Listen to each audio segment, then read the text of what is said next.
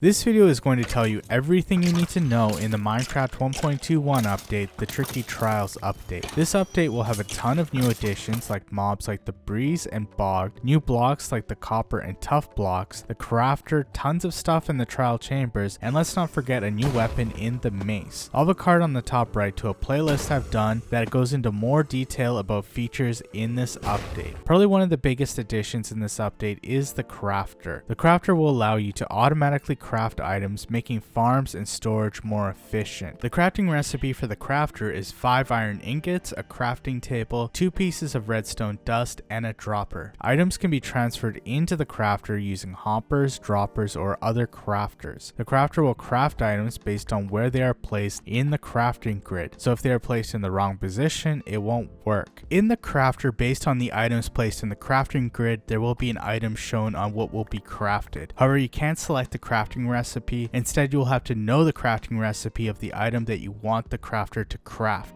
Another problem is there are multiple different crafting recipes for something like gold ingots. So depending on where they are placed, for example, you could end up crafting pressure plates, gold nuggets, or gold blocks. The slots in the Crafter can be disabled by clicking on them. This is useful if you have a specific crafting recipe. Also, the Crafter, when placing items into the crafting grid, will fill into empty slots and go left to right. If you leave an empty slot open, it could make the Crafter not work if it is filled with the wrong item. The Crafter will have to be activated like a dispenser or dropper to craft items. The Crafter will eject items from the front face. The front is directional, so you can have it face in any direction. Crafters function similarly to droppers, as they can transfer items into containers it is facing, like chests, hoppers, crafters, and other containers. Last, when a redstone comparator is facing out from the Crafter, it can output a redstone signal. The maximum redstone signal is 9. The redstone signal the Crafter will give out will be based on how many slots have items in them or the amount of disabled slots added together. The redstone comparator could be useful in activating the Crafter or locking it. Now let's go through all the new copper blocks added. These new copper blocks work the same as other copper blocks, as they can oxidize over time, going from copper to oxidized, and can also be waxed to stop it from oxidizing. Also, you can have the oxidation or wax scraped off with the axe. The first block is the chiseled copper block that can be crafted from 2 cut copper slabs together. Next is the copper grate that is crafted with 4 copper blocks and will get 4 copper grates. Copper grates are unique as light can shine through the block and mobs can't spawn on the grates. It is similar to the glass blocks. It can't be powered by redstone like other blocks. Also, it can be waterlogged, that gives an interesting looking appearance. Also added are copper doors that can be crafted from 6 copper ingots to get 3 copper doors, and 2 copper trapdoors can be crafted from 6 copper ingots. Last is the copper bulb that is 3 copper blocks, a blaze rod, and a piece of redstone dust. The copper bulb is a new light source that will emit light based on the level of oxidation. The copper bulb will emit a light level of 15, exposed will be 12, weathered will be 8, and oxidized is 4. The copper bulb only has to be activated by redstone once to stay powered. When a redstone comparator is facing out from a copper bulb, it will always give out a redstone signal of 15 no matter the level of oxidation. So copper bulbs can be used in redstone circuits as a T flip-flop, meaning they can stay on or off when they are powered. Now, how about the new Tuff Blocks? Tuff can now be crafted into Tuff stairs, slabs, and walls. Tuff can also be crafted into polished tuff that can further be crafted into polished tuff stairs, slabs, and walls. There is a new chiseled tuff block that can be crafted from 2 tuff slabs. Plus, polished tuff can be crafted into tuff bricks that can be turned into tuff brick stairs, slabs, and walls. Last is the tuff bricks can be crafted into chiseled tuff bricks. One of the new mobs in this update is the Breeze. It is a hostile new mob that has a health of 30. They spawn from trial spawners, which I'll explain later. The Breeze can jump 15 blocks forward and can jump 5 blocks vertically. The Breezes fire wind charges that will knock back the player and doesn't do much damage to the player, about 1 damage. The wind charges the Breeze fire fires can also activate redstone components like buttons that are in the chamber room. The breeze is immune to arrow and trident damage, so you will have to get close to them to kill them. The breeze when killed will drop 1 to 2 breeze rods that can be increased to 4 to 8 with the looting 3 sword. The breeze rods are needed to brew the potion of wind charging, craft maces, repair maces, duplicate flow armor trim, and craft wind charges, so they have a lot of uses in this update. 1 breeze rod can be crafted into 4 wind charges. The wind charge is a new ranged weapon. The wind charge will knock back players or mobs when hit. It can be thrown by the player or put in a dispenser and fired. The fun part about the wind charge is that when they are thrown by the player, they go in a straight line, making them very accurate, and they have a very large range. The wind charge when fired from a dispenser is not as accurate. The wind charge can be deflected like gas fireballs. Wind charges can also interact with redstone components, turning them on and off, plus there are other uses. They can open non-iron doors and trap doors, buttons, levers, bells can be rung, they can break chorus flowers, pointed dripstone, and candles can be extinguished. The next mob is the Bogged. This is a new skeleton variant that is found in the mangrove swamp, and through the trial spawners. The Bogged are a rare mob in the swamp and mangrove swamp, as they have half the chance of other mobs to spawn like skeletons. The Bogged has a health of 16 compared to the 20 of a normal skeleton. Also, they fire slower than the skeleton. The Bogged will fire poison tipped arrows, giving you the poison effect and doing 4 hearts of damage. The Bogged can be sheared to get 2 mushrooms, either brown or red, plus they can drop 0 to 2 bones that can be increased to 0 to 5 with looting 3. They can also drop 0 to 2 arrows that can be increased to 0 to 5 with looting 3. Lastly, there is a 50 to 93% chance to drop an arrow of poison, and this will increase to 93% with looting 3. A lot of the new items and features in this update are only found through the trial chamber. A new explorer map has been added to the game called the trial chamber map. The trial chamber map can be bought from the cartographer villager for 12 emeralds and a compass. There's a 50% chance for this to appear at the 3rd level or the journeyman level in the Java edition, and in the Bedrock edition it is possible at the master level. It works like other explorer maps as it shows the location of the trial chamber and will start to fill in when you are within the 512 by 512 boundaries of the map. When you are within 1027 blocks of the map, your icon will be a normal size, and when you are outside of this 1027 blocks, your icon will be smaller. The trial chamber will be found underground between -20 and -40 in the overworld. Trial chambers are generated in a grid pattern. There will be 1 trial chamber in each grid space, which is a 512 by 512 block area. This is centered at 00 or world spawn. The trial chamber will be comprised of the new tuff and copper blocks. The trial chamber as a structure will have an entrance, corridors, and chamber rooms. There will be other parts that are connected like atriums, hallways, and intersections. The entrance will have a platform that can have oak trees, mangrove trees, cactus, or a dead bush. There is a 3x3 door made of oxidized copper, cut copper, and chiseled copper. However, this may not lead into a cave. It could lead to nowhere. There is a vault and several chests in this entrance room. The corridor will be a 3-story tall area that will have trial spawners, vaults, barrels, chests, tripwire traps, and decorated pots. This area should be identifiable by the decorated pots or the height of the corridor. The decorated pots, when broken, can have loot items inside. There are multiple barrels and chests with loot inside also. Last is the chamber rooms. There are 8 different configurations. It will contain trial spawners, vaults, and ominous vaults, along with dispensers, buttons on the walls. There can be different blocks in the chamber depending on the room. If the buttons are hit, the dispensers can eject various items from fire charges, snowballs, arrows, water, lingering, or splash potions. The breeze can activate buttons with the wind charge, so this is meant to make the chamber more difficult.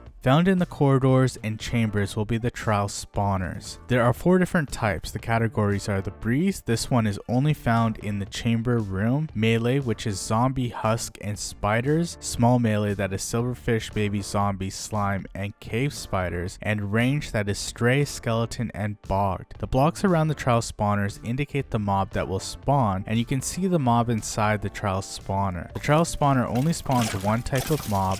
and there's an equal chance for each mob in that category to have the trial spawner. The trial spawners work differently than other mob spawners. They will start spawning mobs when a player is within 14 blocks of it. There is a simultaneous mobs, that is the number of mobs that can be alive at once from one trial spawner. For most mobs this is 3, baby zombies is 2, and the breeze is 1. For each additional player, 1 is added for most mobs and 0.5 for the breeze and baby zombies to their simultaneous mob count. The total mobs is the number of mobs a trial spawner can spawn. Most mobs this is 6, and for the breeze it is 2. For each additional player, 2 is added for most mobs and 1 for the breeze. After you've defeated the total mobs, the trial spawner will go into cooldown for 30 minutes and won't spawn any mobs. Once the total mobs have been killed, loot will be ejected from the trial spawner. There's a 50% chance to eject a trial key. There are other items that can be ejected that are meant to help you with combat, like food and potions. Trial keys can be found by smashing the decorated pots in the corridor and in the entrance chest, although there is a small chance of getting trial keys in these locations. The trial key can be used once to open the vault. This is for each player. Around the vaults will be a small pedestal of wax cut copper blocks and cut copper blocks. Vaults will start to activate when the player is within 4 blocks of it and emits flame particles. You can see the loot inside. There will be a copper coloring on the side of the vault.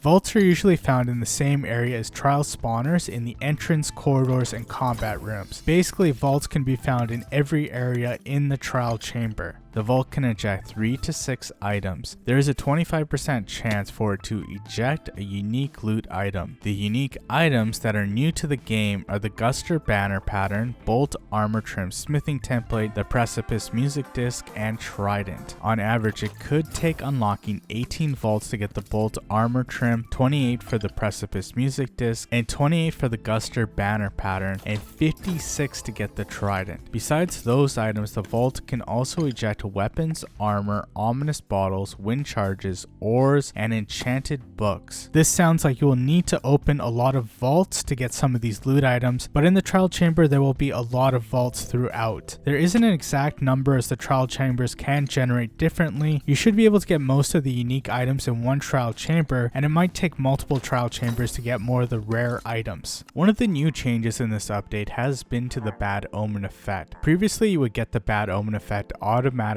when you kill a raid captain. However, now when you kill a raid captain, they will drop an ominous bottle. This ominous bottle can be consumed to get the Bad Omen Effect. The Bad Omen Effect will be 100 minutes in length and can have a level between 1 to 5. The raid captain can be found in the Pillager Patrol, Pillager Outpost, and the Woodland Mansion, although that is rare. Ominous bottles can be ejected from the vaults in ominous vaults. Now to get the Bad Omen, you will need ominous bottles. Another change to the raid is there is a 30-second delay before the raid happens, so you could remove a status effect before the raid occurs by drinking a bucket of milk. Another addition is the ominous trial. The ominous trial will be triggered when a player drinks the ominous bottle to get the Bad Omen Effect and is within 14 blocks of a trial spawner. The ominous trial will be 15 minutes long and will be the same level as the Bad Omen Effect was. This will despawn any current mobs from the trial spawners and activate trial spawners that are on cooldown. Also, the trial spawners will be turned into ominous trial spawners. Mobs that spawn from the ominous trial spawners will have armor, and the enchantments on the armor will be better depending on the level of the ominous trial. Mobs that don't wear armor will have their mob count doubled. Also, lingering potions and projectiles will be summoned over the player and mobs. The ominous trial is going to be a very challenging event and is going to be very chaotic. When you defeat the total mobs from an ominous trial spawner, there's a 30% chance to eject an ominous trial key. The ominous trial key can be used to unlock the ominous vault. The ominous vault is found in the chamber rooms and the other parts of the trial chamber. The ominous vault will have copper grates and red candles in front of it, and on the side will be a turquoise color. The ominous vault will eject 3 to 6 items. There is a 75% chance for it to eject a unique loot item. The unique loot items that can be ejected are the Flow Armor Trim Smithing Template, the Enchanted Golden Apple, the Flow Banner Pattern, the Creator Music Disc, the Windburst Enchanted Book, and the Heavy Core. It could take on average opening 4 ominous vaults to get the Flow Armor Trim, 4 for the Enchanted Golden Apple, 6 for the Flow Banner Pattern, 13 for the Creator Music Disc, 13 for the Heavy Core, and 33 for the Windburst Enchanted Book. One thing to note is that the chance of getting items from the Ominous Vault is higher compared to the vault. This is because there are a lot less Ominous Vaults in the Trial Chamber. It could vary on the Trial Chamber, but I've counted 8 Ominous Vaults, so the rarer items might take multiple Trial Chambers to get. Let's review some of these new items added in this update. There have been 3 music discs added: the Creator Music Box, and Precipice. The Creator Music Box is found by breaking the decorated pots in the corridor, as there is a 1.4% chance, so you will have to break 70 decorated pots to get one of this disc. The Precipice is found through the vault, and the Creator Music disc is found through the Ominous Vault. There are 3 new Pottery Sherds added that are the Guster, Flow, and Scrape. The Guster will look like a breeze, the Flow looks like a wind charge, and the Scrape looks like an axe. All of these Pottery Sherds are found in the corridor, in the trial chambers, on the decorated pots. 2 new banner patterns have been added: the Flow and Guster. The Flow is found in the Ominous Vault, and the Guster is found in the vault. Also, 2 new armor trim smithing templates have been added: the Bolt and Flow. The Bolt is found in the vault, and the Flow through the Ominous Vault. To duplicate the Bolt armor trim will require a copper block, and the Flow will need a breeze rod. Now let's talk about one of the biggest additions to the game, the Mace. The crafting recipe for the Mace is a heavy core and a breeze rod. The durability of the Mace is 500. The Mace can be repaired with a breeze rod in the anvil or grindstone for a 25% addition to its durability. The base damage of the Mace is 6. It has a lower attack speed of 2 seconds, so it is the slowest weapon to use in the game. The amount of damage the Mace does is based on how far you fall. If you fall 1.5 blocks and hit a mob, this will perform a smash attack that you can hear with a clink sound. The smash attack is important as it will increase the damage the Mace does. When you do a smash attack, you should automatically be doing a critical hit. Also, this will increase the damage even more. If you perform a smash attack, this will negate any fall damage from that point, meaning you won't take fall damage. The Mace will deal 4 damage per a block for the first 3 blocks and 2 damage per a block for the next 5 blocks. After that point, the Mace will do 1 damage per a block. There will also be knockback to the mobs within 2.5 blocks of the mob that you attacked if you perform a smash attack. The Mace also doesn't work with Elytra Flight. 3 new enchantments have been added in this update and are specific to the Mace. The density will increase the damage of the Mace by 0.5 per a level per a block